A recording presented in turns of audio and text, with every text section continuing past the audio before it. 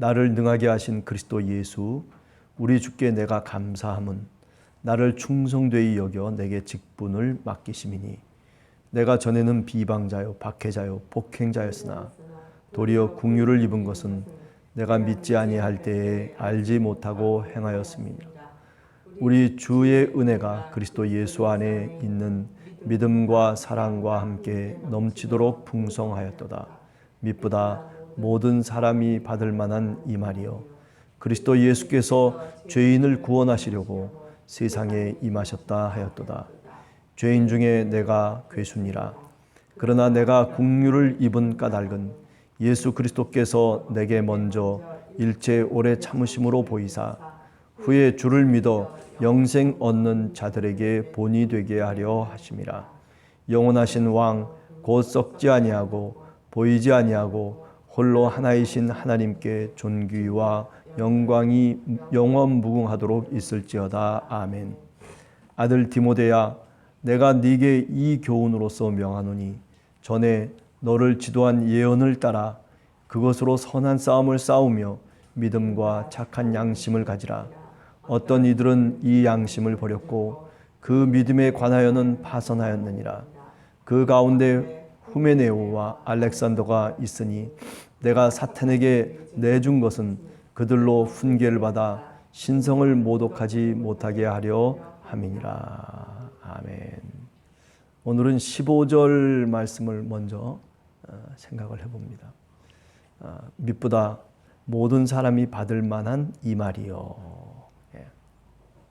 지금 말하고 있고 지금 쓰고 있는 이 말씀 모든 사람들이 정말 받을 만하다. 아니 받아야 된다라고 하는 말을 강조하고 있죠. 근데 그 내용이 뭐냐면 바로 그리스도 예수께서 죄인을 구원하시려고 세상에 오셨다라고 하는 거죠. 하나님이 세상을 이처럼 사랑하사 독생자를 주셨으니 이는 저를 믿는 자마다 멸망치 않고 영생을 얻게 하려 하심이라. 그렇죠? 그 말씀과 같은 말씀이 아닐까라는 생각을 해요. 그리스도 예수께서 죄인을 구원하시려고 세상에 임하셨도다. 단순한 얘기는 아닙니다. 단지 신앙 고백으로서 물려받은 것을 다시 얘기하는 그런 성격의 것이 아니라 사도 바울이 늘 가슴속에 품고 있었던 신앙 고백이죠. 하나님이 나 같은 죄인을 위해서 이 땅에 오셔서 그래서 십자가에 달려 돌아가셨을까라는 마음을 늘 품고 사실은 그가 일평생 주님을 위해서 삶을 던졌던 거죠. 생각해보면 교회를 핍박하는 사람이었고 스데반이 죽을 때에도 돌로 쳐서 죽이는 그 현장 속에서 지도자로 있었던 사람이 누구냐면 바로 이 사도 바울이었죠. 그때는 아무것도 모르고 유대교의 열심만을 갖고 살았던 사람이었단 말이죠. 그런데 이제 와서 부활하신 그리스도를 다메섹 도상에서 만나고 난 다음에 비로소 이방인의 사도로 부르심을 받고 그리고 교회를 위해서 이제 충성하는 선교자로서 또는 목회자로서 전도자로서 이제 살아가는 사도 바울의 삶. 30년이라는 목회 기간 동안에 한 10년 가까이 그죠? 감옥에 갇히기도 하고 매에 맞기도 하고 배가 파손되기도 하고 죽음의 고비를 넘기기도 하고 이런 수많은 환난과 우여곡절을 겪으면서 여기까지 온 거거든요. 그런데 결론은 이거예요. 결론은 그리스도 예수께서 나 같은 죄인을 구원하시기 위해서 이 세상에 오셨다는 겁니다. 오늘 이 말씀을 우리가 깊이 묵상을 해보면 우리에게도 적용되는 말씀이에요. 나 같은 죄인을 위해서 이 땅에 오셔서 십자가에 달려 돌아가시고 부활하셨던 주님. 아니 지금은 하나님 보좌 우편에 앉아 계시면서도 우리를 바라보시며 성령을 통해서 우리들에게 말씀하시고 그리고 우리와 함께 동행하시기를 원하시는 주님. 그렇죠? 우리가 잘못될 때에도 우리가 잘못된 길을 갈 때에도 성령을 통해서 우리를 다시 올바른 길로 인도하시기를 원하시는 주님. 우리가 기도할 때에도 우리 주님과 함께 같이 기도하시는 성령의 능력을 우리들에게 주셨던 주님. 그러면서 뭐라고 얘기합니까? 15절 마지막에 보면 죄인 중에 내가 괴순이라. 죄인 중에 내가 괴순이라. 지금 생각해도 내가 죄인 중에 우두머리라는 거죠. 주님 앞에서 저지르지 못할 그런 죄를 저지르며 살아갔던 자기 자신을 다시 한번 오늘 또 고백하고 있는 거죠. 여러분 그렇습니다. 이 디모데 전후서를 쓸 때 사도 바울이 마지막 서신들 아닙니까? 죽음을 앞에 두고 있다라고까지 고백하고 있는 디모데 전서거든요. 그런데도 불구하고 사도 바울은 뭐라고 얘기합니까? 내가 죄인 외에 괴수였다. 아니, 괴수였다라고 하는 과거형이 아니라 내가 괴수다라고 현재형으로 얘기하고 있어요. 지금도 나는 그렇다는 거죠. 저는 여기서 중요한 것 한 가지를 우리가 이야기하려고 합니다. 그것은 우리가 신앙이 오래되면 오래될수록, 아니 우리가 은혜를 받아도 은혜를 받으면 받을수록 우리가 비로소 깨닫는 건 뭐냐면 나의 죄를 깨닫는 거예요. 우리가 햇빛이 쫙 창가를 통해서 방 안으로 들어올 때 어떻습니까? 먼지를 털어내면 아무것도 보이지 않았던 먼지들이 그 햇빛을 통해서 얼마나 먼지들이 많은 것을 우리가 종종 보지 않습니까? 마찬가지예요. 은혜의 빛이 들어오면, 말씀의 빛이 들어오면, 성령의 빛이 우리 가운데 들어오면, 내 삶 가운데 들어오면 내가 제일 먼저 느끼는 것은 뭐냐면은 바로 오늘 이 고백입니다. 나는 죄인 중에 죄인이다. 그게 죄를 많이 져서의 문제가 아니라 하나님의 은총의 빛이 비춰주면 성령께서 우리를 이끌어 가시는 겁니다. 그렇습니다. 오늘 하루 우리가 시작하면서 날씨도 꾸짖하게 지금 밖에 비도 오지만은, 그러나 우리가 주님의 은총의 빛을 통해서, 성령의 빛을 통해서 우리가 누구인지를 다시 십자가를 바라보며 주님 앞에 무릎을 꿇고, 주님, 제가 바로 죄인입니다. 주님이 나를 위해서, 내 죄를 구원하시기 위해서, 아니 내게 영원한 생명을 주시기 위해서 이 땅에 오셔서 나를 대신해서 십자가에 돌아가신 주님, 오늘 또 그 은혜에 의지하고 그 은혜를 믿으며 고백하며 세상 속에 나가서 주님의 백성으로 살게 하여 주시옵소서, 능력을 주시옵소서 라고 하는 이런 기도가 저와 여러분의 기도가 되시기를 간절히 주님의 이름으로 축원합니다.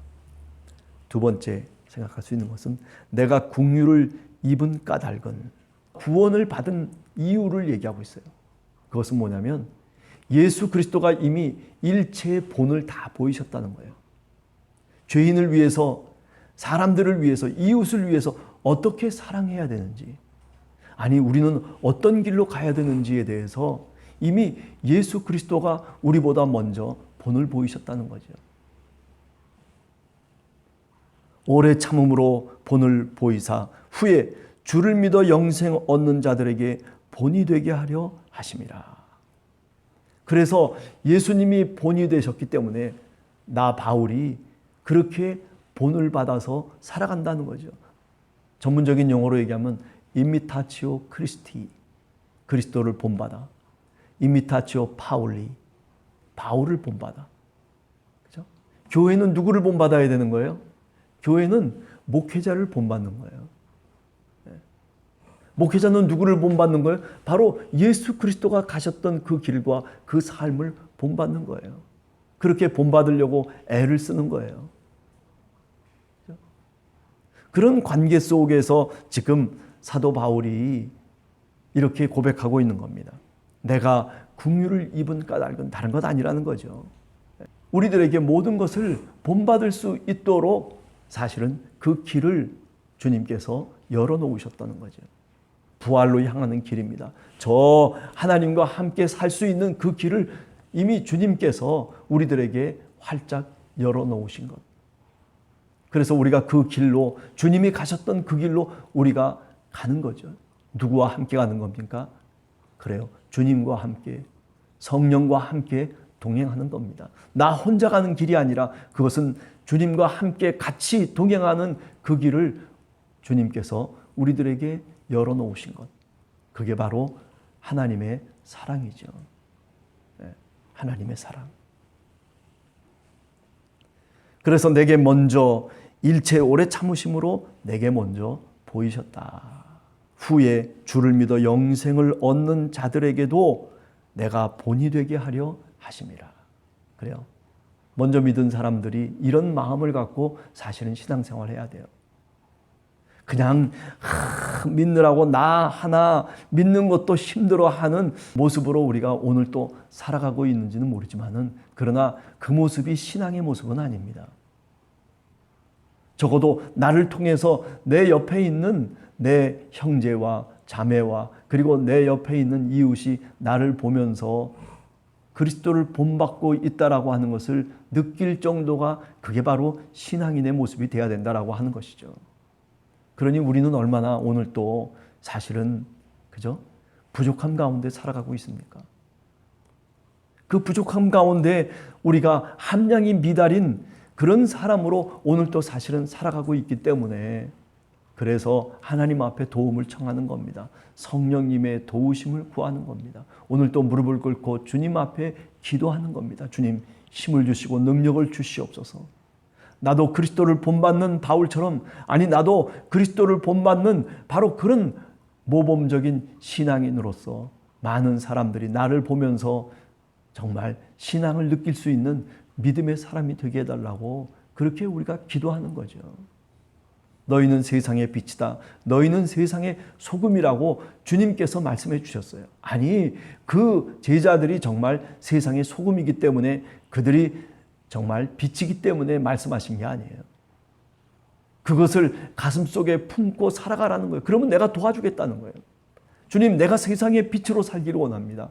내가 세상의 소금으로 살기를 원합니다. 그런 마음을 품고 살면 성령께서 도와주시고 주님께서 내가 너와 함께 동행하시겠다는 거죠. 그 마음을 품으라는 겁니다.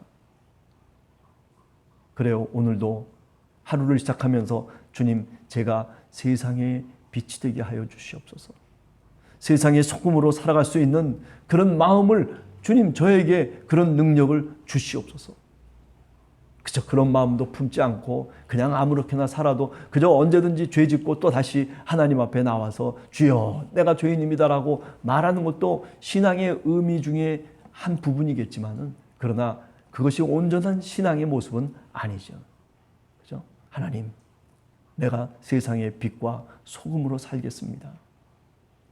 그렇게 자기 자신을 점검하고 자기 자신의 신앙을 다시 한번 하나님 앞에 고백하는, 그래야 하나님이 우리 삶 가운데 같이 능력과 그리고 용기를 주시고 격려를 주시고 그리고 우리의 손을 붙잡고 다시 일으켜 세워주시는 것이죠.